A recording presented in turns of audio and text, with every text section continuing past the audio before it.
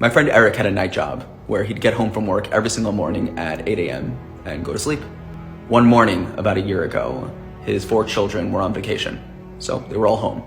His wife Debbie knew that he wouldn't get any sleep in the house, and so she suggested that he go to his brother's house down the block, who didn't have any of his kids at home. As soon as Eric got there, he went to sleep. After about 20 minutes, his phone started ringing.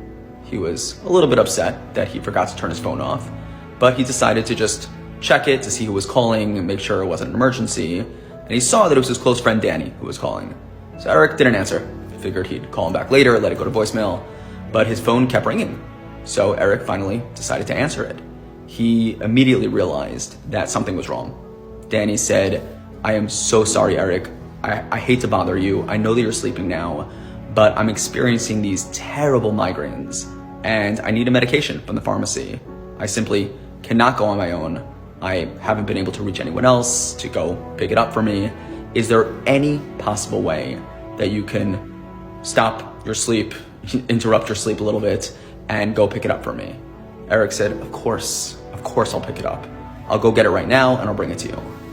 Eric ran downstairs to his car, and as he opened the car door, he was completely shocked to see that his 2-year-old son was sleeping in the car seat in the back.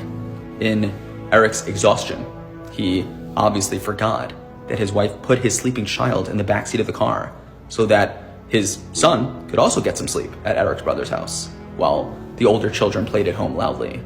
He quickly picked up his child, whose face was red with sweat.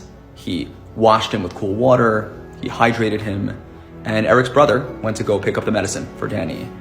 Within about an hour, Eric's son was back to his normal self. When Eric told me the story, he said, "What if I didn't answer the phone? In the long run, was I helping him, or had he helped me?" You know, every step that you take for another person, you're saving 1,000 steps that you would have had to take for yourself. At times, selfless acts of loving kindness reaps more benefits for the doer than the recipient. Giving to others is one of the greatest privileges that we have in life, and it can really impact the world in ways we can never imagine.